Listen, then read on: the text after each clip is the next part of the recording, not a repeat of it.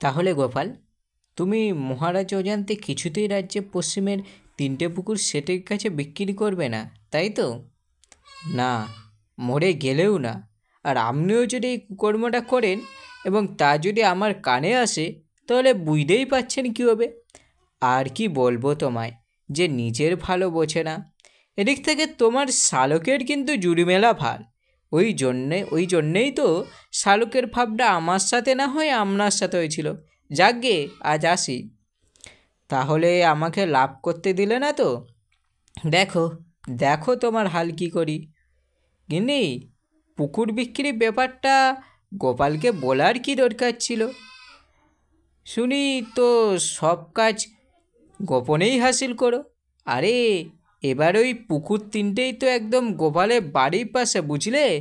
তাই না বললেও ধরা পড়ে যেতাম। আহারে, সকাল সকাল বেরিয়েও তাহলে কোনো কিছুই লাভ হলো না।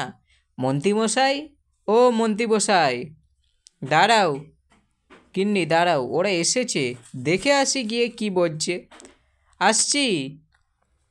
কিরে, কি ব্যাপার, কিছু বলবি নাকি? বলি, এতদিন হয়ে গেল আপনি ডাকছেন না, কাজ দিচ্ছেন না, সংসারটা আজ যে চলছে না কেন? মাঠের ওদিকে যে নতুন কারখানাটা খুলেছে, সেখানে যাসনি?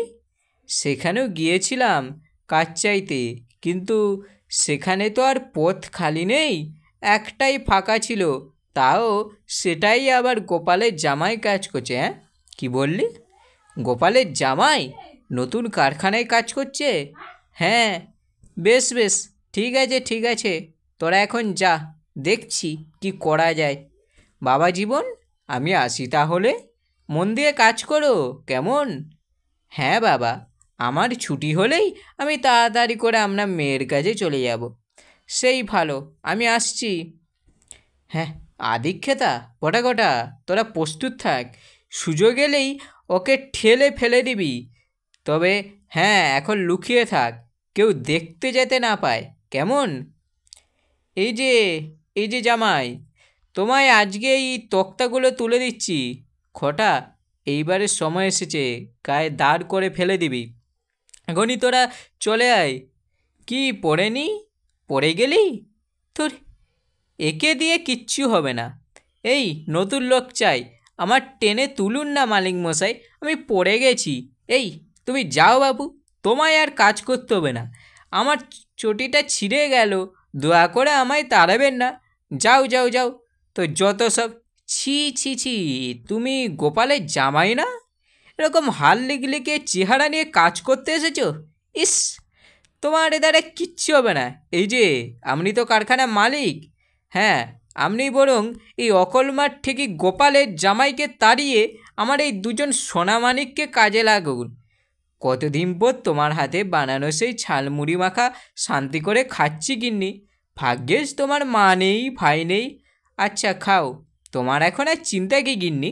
তোমার বাড়ির পাশেই একই গ্রামের ভিতরে এখন মেয়ে জামাই আর সংসার, মন চাইলেই দেখা করে আসতে পারবে।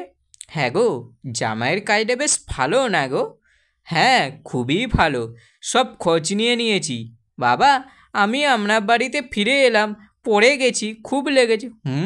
সে কি, তোমার তো আমার মেয়ের কাছে ফেরার কথা, পড়লে কি করে বাবা জীবন? কারখানায় পড়ে গেছি মা, থোপাস করে। আমি আর ওখানে যাব না, লোকটা খুব বাজে, পচা, দুষ্টু। সে কি, যাবে না মানে? ওরা ছাড়িয়ে দিল নাকি? তুমি পড়ে গেছো, তাই আমি কিচ্ছু জানি না, আমার লেগেছে। এই দেখুন, চটিটা জামাটা সব ছিঁড়ে গেছে। বাবা, আমায় নতুন চটি আর জামা কিনে দিবেন কেমন? এই রে, তাহলেই হয়েছে। কিন্তু বাবা, আমার মেয়েটা যে ওদিকে একা আছে, আমরা মেয়েও এই বাড়িতে বাক্স গুছিয়ে আসছে। বাবা, আমি তাকে খবর দিয়ে দিয়েছি, এখন থেকে আপাতত আমরা এই বাড়িতেই থাকবো 2জনে, কেমন? এসো বাবা জীবন, এসো। চলো চলো, তোমায় মলম লাগিয়ে দিই। হ্যাঁ, কী গো, সবে না? এত অস্থির হচ্ছ কেন? হ্যাঁ জামাই, কেন কাজ ছাড়লো তাই ভাবছি। ওখানে কি হয়েছে না হয়েছে তা তো কিছুই বললো না। তুমি বরং একবার ওখানে গিয়ে খোঁজ নাও, দেখো কোনো গণ্ডগোল হয়েছে নাকি। হ্যাঁ, আমিও তাই ভাবছি বুঝলে। আর কি বলো তো, ওই কুড়েমি ধরে গেলেই না মুশকিল। একে তো জোয়ান বয়স, তাই এই বয়সে খাটবে না তো আর কোন বয়সে খাটবে বলো দেখি। আরে এ কি দেখছি, কারখানায় পোটা খোটা কাজ করছে, তাহলে কি সত্যিই কোনো গণ্ডগোল আছে? গোপাল দাদা, এ কি ব্যাপার? দেখো হরেন, সোজা কোথায় আসি। আমার জামাইকে কি তুমি ছাড়িয়েছো নাকি সে নিজেই কাজ ছেড়েছে? আর এই পোটা খোটা কবে থেকে তোমার এখানে কাজ করছে? হ্যাঁ, তোমার জামাই সেদিন তক্তা নিয়ে উঠতে গিয়ে পড়ে গেছিল বলে আমি তাড়িয়ে দিয়েছিলাম। মানছি আমার জামাই তোমার তক্তা ফেলে দিয়ে অনেক সমস্যার সৃষ্টি করেছিল, কিন্তু তাই বলে কি তাকে আরেকটা সুযোগও দেওয়া যেত না? আমি সুযোগ দেব কি করে? গোপাল দাদা, তার আগেই তো তোমার জামাইয়ের শূন্যস্থানে গোটা গোটা কাজ করতে শুরু করলো। এছাড়া ওদের কাজ থেকে ছাড়ালে এই মন্ত্রীমশাই আমার বেহান দশা করে দেবেন বলে গেছেন।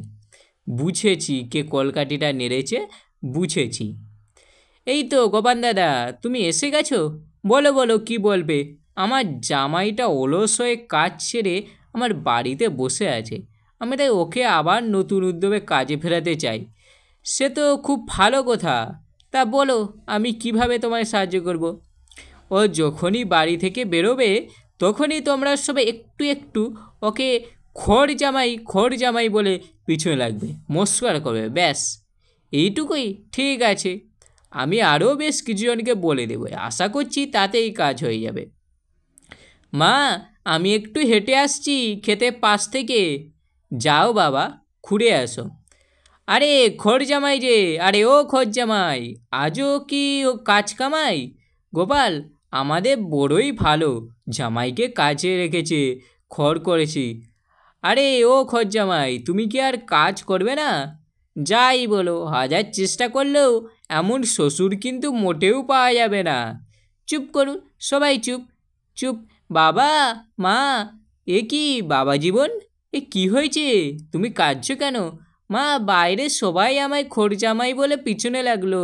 বাবা, তা কোনো কাজ না করে ঘরে বসে থাকলে লোকে তো বাজে কথা বলবেই। তুমি কাজ করলেই দেখবে আবার আবার সব স্বাভাবিক হয়ে যাবে। আমি তো কাজ করতে গিয়েছিলাম কারখানাতে, সেদিন ধুম করে পড়ে যাওয়াতে মালিক আমায় তাড়িয়ে দিল। আচ্ছা বাবা জীবন, তুমি কি সেদিন আচমকা পড়ে গেছিলে নাকি তোমাকে কেউ ফেলে ফেলে দিয়েছিল? হ্যাঁ, আমায় ঠেলে ফেলে, তবে হ্যাঁ, আমি পড়ে যাবার পর পোটা খোটা হাসছিল। তাহলে এটা কারো ষড়যন্ত্র নয় তো? ভেবে দেখো বাবা, ষড়যন্ত্রই হবে হয়তো, নাহলে ওখানে আচমকা আসবে কি করে ওরা? আমি নিশ্চিত এটা তাহলে মন্ত্রীমশাইয়ের কাজ, দুষ্টু মন্ত্রী। আমারও কাছে তেমন খবরই আছে, তাহলে তাকে জব্দ করতে হবে তো, কিন্তু কিভাবে? চিন্তা নেই, আমি তো আছি, এদিকে আসো। এ ব্যাপার কি, আপনি এখানে কি দরকার? আগে, আমি কৃষ্ণচন্দ্রের ভাই, গোপালের একমাত্র জামাই, রাজা কৃষ্ণচন্দ্রের সবাই যিনি থাকেন। আগে হ্যাঁ, তবে তার বাড়িতে ডাকাতি করতে বলার জন্য আসেনি, কিন্তু তিনি বড়ই ভালো মানুষ, তাই বলুন। তবে গোপাল ভালো মানুষ হলেও রাজার সবাই মন্দিরে কিন্তু ভীষণ হতো ছাড়া, ওর উপর আমাদের ভারী রাগ। ও বেটা, জানি জানি, সব জানি। বলছিলাম, ওই হস্তিদা মন্ত্রীকে গুম যদি করতে পারো তাহলে তোমাদের 20টি থলে মোহর দেব। ওকে গুম করাই যায়, খুবই বাজে, ও আমাকেও অন্যায়ভাবে ঠকিয়েছে, তাই শাস্তি দিতে চাই। ওকে রাজি কিনা বলো? রাজি। ফন্দি বিক্রি করে ঠিক ওকে গুম করে নেব, আর এই ডেয়াতে লুকিয়ে রাখবো। বেশ, তবে এখন অগ্রিম হিসাবে 2 থলি মোহর রাখো, কাল হাসিল হলে আরও 18 থলি মোহর পেয়ে যাবে। আজ ঘুম আসছে না, এই তুমি একটা গান গাও না, শুনতে শুনতে ঘুমিয়ে যাই। এই লজ্জাই ফেলো না গিন্নি, আমি আর গান? সর্দার, এই বাড়িটাই তো মন্ত্রী মিনিটা খুব প্রিয়, আমি ওকে বেড়ালের ডাক ডাকছি, আর তুই দরজায় আজ করবি, বুঝলি? এই মেনিটার মনে হয় খিদে পেয়েছে, দরজা থাকাচ্ছে। থাক্কা দিগ্গে, তুমি ওঠো না, আমার পাশে থাকো, ওরকম বললে হয় গিন্নি? আমি আসছি এক্ষুনি, তুমি একটু ধৈর্য ধরো। হ্যাঁ, বেশ তাড়াতাড়ি ফিরে এসো। আর হ্যাঁ, হেসেলে দুধের বাটিতে দুধ আছে, ওকে দাও। এ কি, উনি উনি কোথায়? দরজা তো হাট করে খোলা, তবে কি ও মা, মা গো, এখন কি হবে? মা গো, সকলকে জানাই সুপ্রভাত। আজকে তোমাদের সাথে আমার রাজ্যের নতুন পাঠাগার নির্মাণের ব্যাপারে আলোচনা করব। হ্যাঁ মহারাজ, আমরা তৈরি, আপনি শুরু করুন। হ্যাঁ, শুরু করি তাহলে। এই একটু একটু একটু উঠো। এ কি, মন্ত্রীর আসর ফাঁকা যে, কী ব্যাপার? হ্যাঁ তাই তো, এমন তো হয় না। তবে কি তার পেটের ব্যামো হলো নাকি? হা হা, বায়ুরোগ, বায়ুরোগ। মহারাজ, মহারাজ, মহারাজ, আমি আর নেই, আমায় বাঁচান। মহারাজ, কি তুমি নেই মানে? এই তো তুমি আছো। আর তোমার কী হয়েছে? মন্ত্রী কোথায়? আমি তো আছি মহারাজ। আমরা রাজ্যের মন্ত্রীমশাই কালকে রাত থেকে নিখুঁত হয়ে গেছে। সে কি করে হলো? কালকে রাতে খেয়ে শোয়ার পরে আচমকা আমাদের মিনিটা রাখতে শুরু করলো। উনি তো সেই শুনে দুধ খাওয়াতে গেলেন। তারপর আমি কিছুক্ষণ পর গিয়ে দেখি দালানের দরজা করে খোলা, উনি কোথাও নেই। এ কি সর্বনাশ! এতদিন মন্ত্রী চুরি করতো, তবে কি এখন মন্ত্রীকেই চুরি করে নিয়ে গেল? নাকি চুরি বিদ্যা শেখাতে আপনারা এখন এরকম করছেন? এদিকে আমার এই অবস্থা, উনি ছাড়া আমার যেন আমার প্রাণে আধার এসেছে না। আপনি চিন্তা করবেন না, আমি দেখছি কি করা যায়। গোপাল, তুমি একটু ব্যাপারটা দেখো তো। এই আমায় এভাবে লাঠির সাথে ছুলিয়ে উড্ডো করে আর কতক্ষণ রাখবে শুনি? আমাদের কাছে কৈফিয়ত চাইছিস? না না, আমার বলা ভঙ্গিমাটা আসলে ঠিক হয়নি। বলছি কি, এবারে আমাকে ছেড়ে দাও না। চুপ, একদম বাজে বকবি না। এরপরে তোকে আরও কত কি করব তাও তো ঠিক নেই।